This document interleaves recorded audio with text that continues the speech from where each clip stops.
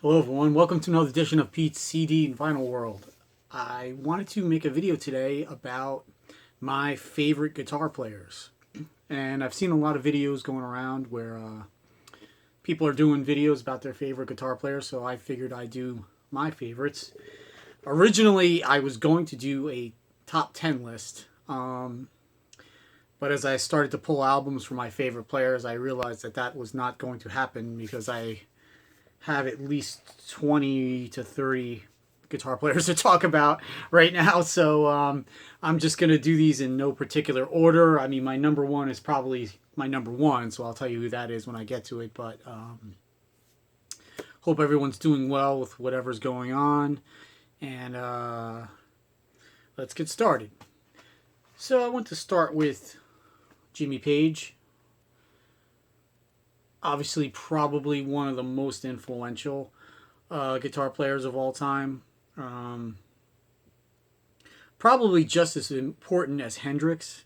I think at the time he came out, I think his playing was a little more accessible than Hendrix's playing. Hendrix didn't even play chords the way everybody else played it. Jimmy also was a great producer, songwriter.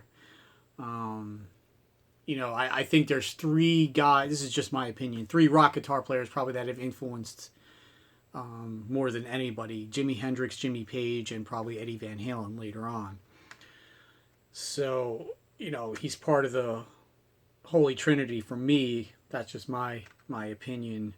I particularly like his earlier stuff, like the first three albums. I don't think I'm not a huge fan of like the Firm, even so much like the later Zeppelin stuff. But he was much more aggressive and raw early on. That's kind of the stuff I like the best. Next up, Neil Schon from Journey. If you have the first few Journey albums, they were actually more of an instrumental, like rock fusion band. He had also played in Santana for a while. And, he sort of blends rock, little bit of fusion influence with him, but he always seems to find those perfect notes to play with a solo. I have to say this, I'm not crazy about his playing, say from like the mid 90s on. I think now his sound is like way too processed and he just overdoes it as far as like shredding. If you've seen live clips of him lately, he's just way over the top. It's his playing style almost went in reverse. He was more subdued and tasteful during the 80s, and now he plays the way like most 80s players played. So but Neil Schon is still great. If you've ever heard that HSAS album with Sammy Hagar, that's another great album. But yeah, some of his playing is just great. Next up, again, these are my favorites. So you might think this next choice is kind of crazy, but again, these are guys who influenced me personally. I've been playing guitar for over 30 years myself. So I'm going to go with Jake E. Lee. Not Randy Rhoads. As great as I think Randy Rhoads is, the two albums that Jake E. Lee played on with Ozzy, Bark at the Moon and Ultimate Sin, I love his playing on them because he did not play stuff normal. I mean, he played all these chords that had all of these sort of weird stretches and just adding in all these extra notes. And he had a very raw tone even through the 80s. He also had a band called Badlands after Ozzy, which put out a few albums that were really good. They were more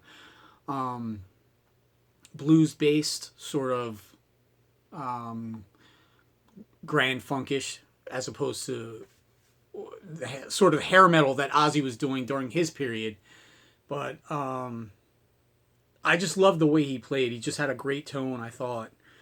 different than Randy Rhoads, not as neoclassical as Randy Rhoads, but he definitely had a unique sound and a different, unique playing style. This one might come as a shock too, because I had to include a Yes guitar player, but I'm actually going to go with Trevor Rabin as more of a favorite. Not that Steve Howe is not one of the most amazing guitar players ever played in a rock band. But me personally, I got into Yes around this time, 90125. And I really think he's really underrated as far as his playing. In fact, there's points where I think that he could have even played in a band like, say, Dream Theater or something like that, because he does play a lot of like complicated solos. Some of the stuff had odd time signatures. And he was always able to handle the Steve Howe stuff pretty well, too. Again, I love Steve Howe also, but if you're asking me which one I like, I'm going to go with Trevor Rabin, even though I prefer the 70s Yes to this lineup. I just always liked Trevor Rabin. And again, I think he's a great songwriter, producer. I think a lot of my guitar choices are guys that were also great songwriters, which I think gives them a more melodic sense to the guitar as far as solos and stuff. So he's always definitely very melodic as well. Next up, I couldn't pass up including a couple Kiss guitar players. Obviously, Ace Frehley was one of the guys I first knew as a guitar player as a 5-year-old. When I started playing guitar, Bruce Kulick was the guitar player, so he was actually a big influence on me as well. And as well, even Vinnie Vincent, who played in the band for a little bit. But yeah, I like all the Kiss guitar players. I wouldn't say all of them had any big impact on my playing style, because by the time I started playing guitar, Ace was already out of the band. I didn't learn a lot of his solos and stuff till later on, so he didn't really have a big impact on my playing. I still like his playing a lot.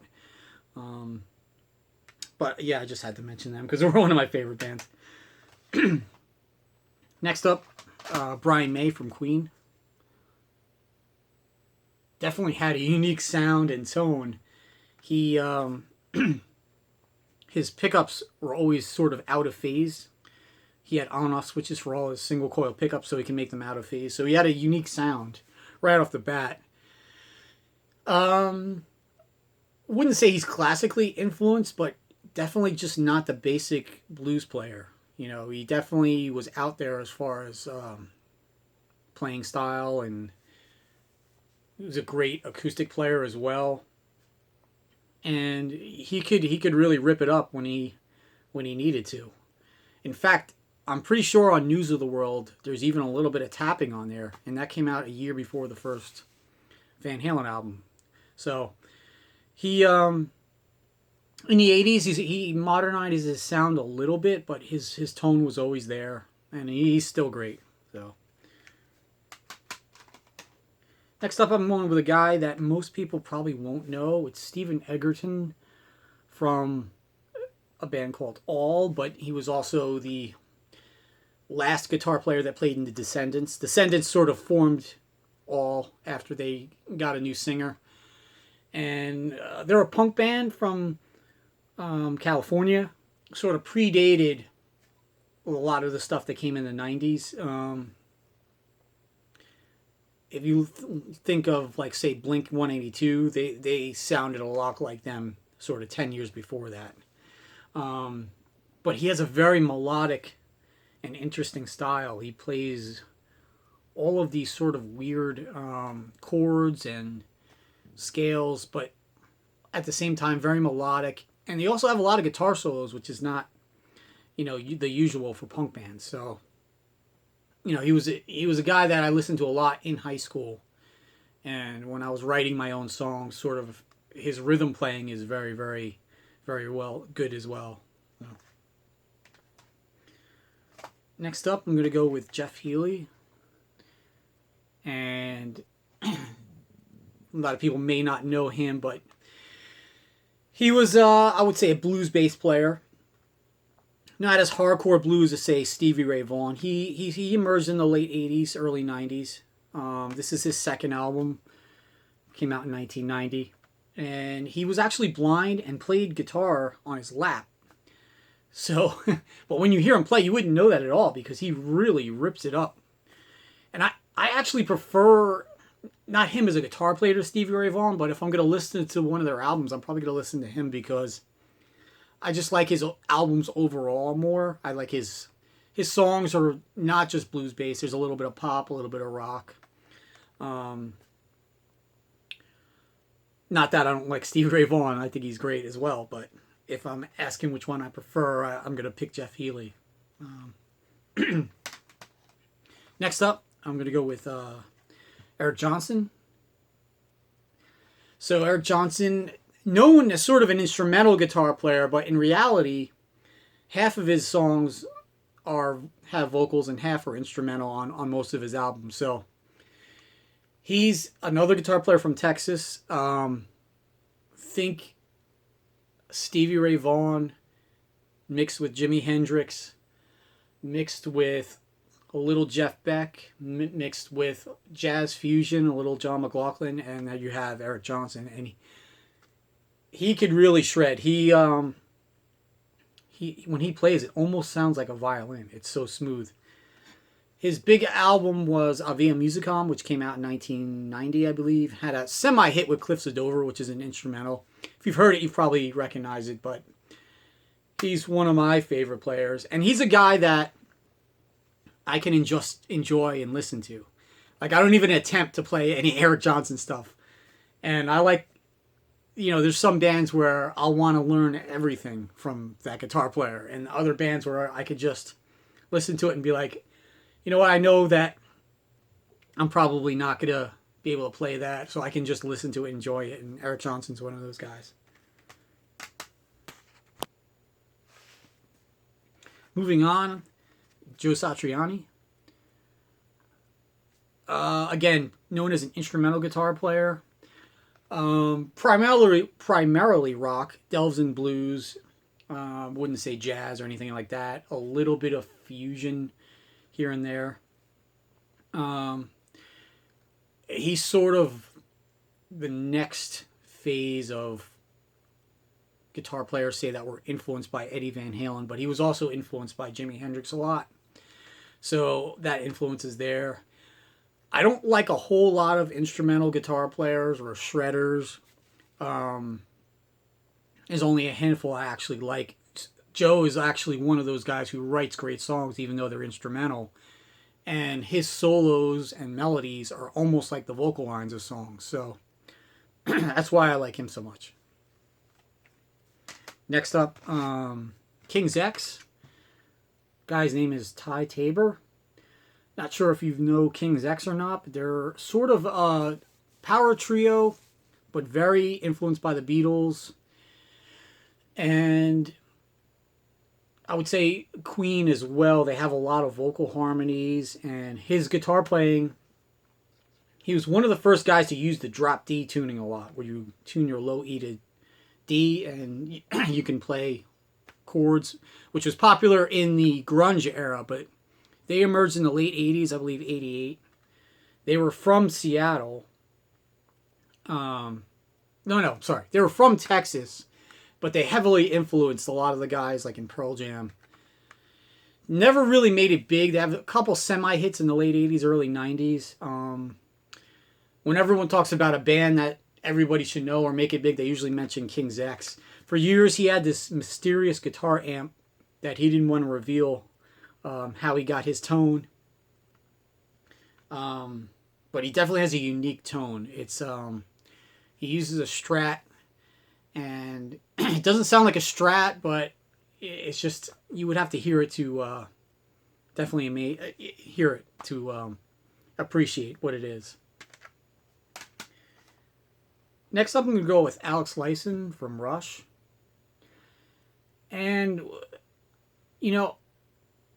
obviously Rush is known as having Neil Peart, but Alex, at the same time, was able to complement him and Geddy perfectly, I thought, especially even in the 80s. Alex, Rush incorporated a lot of keyboards and synthesizers in the 80s. A lot of people didn't like those albums at all. I actually like those albums a lot, as well as the others. And, during that time, he was using a lot of clean, chorusy sounds. And I always thought he complemented it great. And, one of the few guys from the 80s who used somewhat of a processed sound, but didn't go overboard with it, where if you look back, you're like, oh, that sounds like a computer or something. But, very underrated, because you have Neil Peart in the band and you have Geddy Lee, who's also a great bass player. So he's definitely one of my favorites. Next up is John Petrucci from Dream Theater. If you don't know Dream Theater, they were probably the first progressive metal band, at least first one that had any popularity. You could argue that Queensryche was before them, maybe Fate's Warning, but Dream Theater took it to the next level as far as long progressive songs, time changes. John Petrucci alone probably influenced almost every metal or progressive metal or even hardcore screamo metal band guitar players from this album alone. I would say he's influenced probably by Steve Vai, Steve Howe. I know they listen to a lot of Genesis. So all these guys in this band are well-schooled musicians. They all went to, MIT and School of Berkeley. So these guys, he's definitely a schooled player, but, he also has a unique sound and a unique style, which most of those guitar players after him don't. He's probably the last newer guitar player that I like a lot. And this is also one of my favorite albums of all time, if you've never heard this. No. Next up, I'm going to go, of course, with Richie Blackmore of Deep Purple and Rainbow. What can you say about Richie that hasn't been said? Probably the first guy to incorporate any sort of classical or neoclassical playing into your repertoire. Also played with very, very little distortion. If you listen closely to his early Deep Purple and Rainbow stuff, really just had a very, very slight amount of distortion on his tone, but was so proficient on the guitar. You could even argue that Kill the King on this album is one of the first speed metal songs. And I think it's the first, at least in rock and roll, song that has any sweep picking in it. So, also a great showman too, He influenced a lot of guys just on his showmanship, I think. Next up, I'm going to go with Steve Lukather from Toto. Best known from Toto, but you probably know him from a gazillion other songs that were hits. If you only know Toto from the adult contemporary hits they had, Africa, Rosanna, stuff like that, they did a lot of heavy stuff. They did a lot of prog stuff. And Steve Lukather is one of my favorite guitar players. And I even like his stuff he did with like Boz Scaggs in the late 70s. He played on everything from Don Henley to Michael Jackson. I thought about this one time. I think Steve Lukather probably played on more top 20 hits than almost anybody, probably besides like the original Wrecking Crew. Those guys that played on those hits from the 60s, or maybe even like Paul McCartney, including his solo stuff. Steve Lukather played on anything and everything from the 70s and 80s, but particularly the Toto stuff is awesome. And he's another guy, incorporates a lot of jazz fusion in his playing, but also has a lot of feeling. It's not just complete shredding for no reason at all. Definitely has a unique sound. He's known for having a processed sound, but if you listen closely, it's not really a processed sound as much as just his style, I think. Next up, this was my number one, obviously, Eddie Van Halen.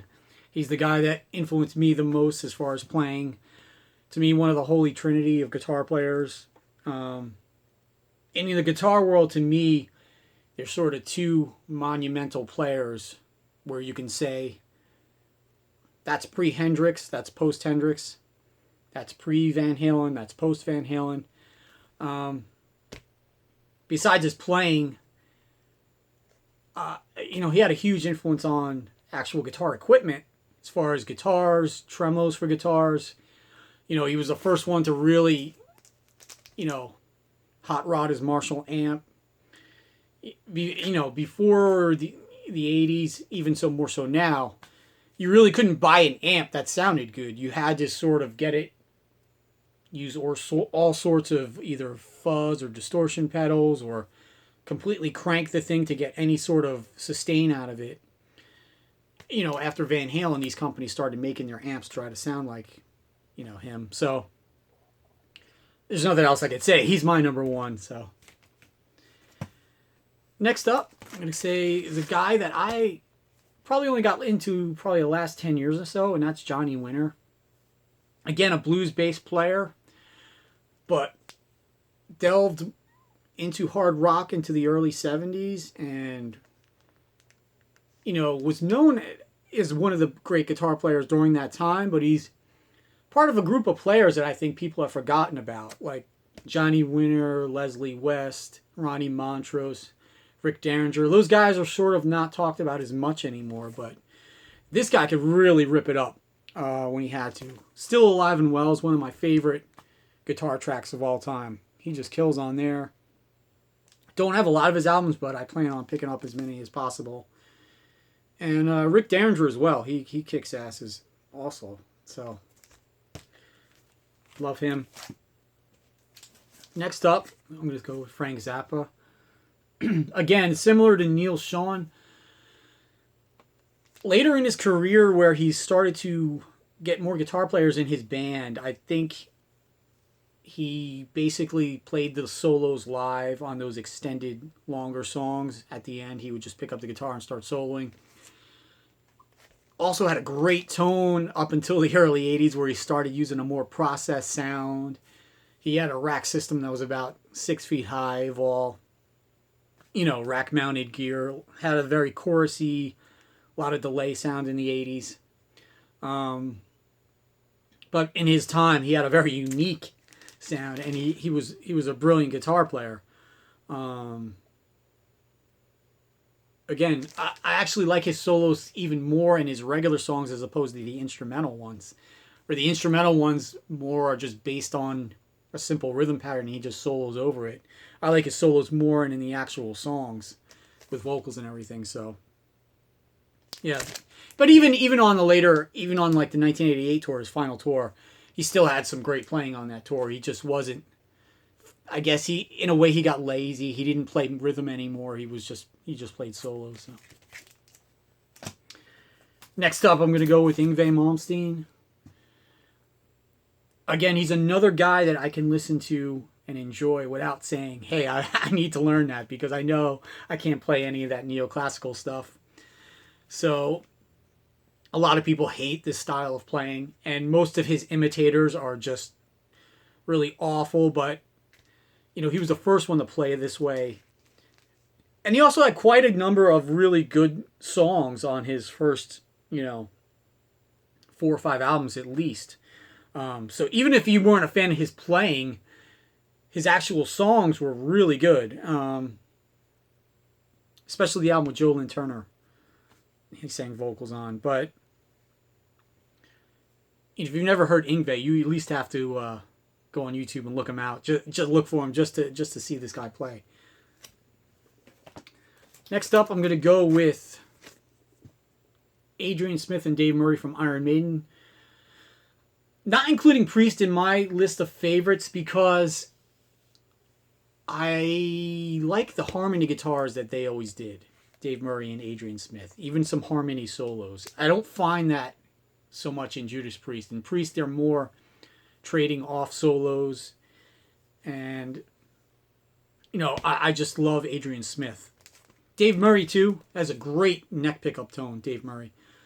But I just thought these two guys in particular blended so well together. Probably my favorite guitar duo. I didn't include them also, but Chris DeGarmo and Michael Wilton from Queensryche. I loved them early on, too. It's a shame that Chris DeGarmo hasn't done anything since he left Queensryche, really. Next up, I'm going to obviously pick Jimmy. In my list, you got to have Jimmy there. One of the greatest of all time. I mean, what else can be said? Nobody played like him. Nobody even played chords like him, let alone his solos. So, that's all I'm going to say. Next up, I'm going to do Elliot Easton from the Cars. Not talked about a lot as a guitar hero, but, the Cars were considered... they were lumped in with sort of the new wave lineup in the late 70s. I don't really think they're that new wave. I just think they're more regular rock and roll. But Elliot Easton always had great guitar solos in their songs. And a really quirky player.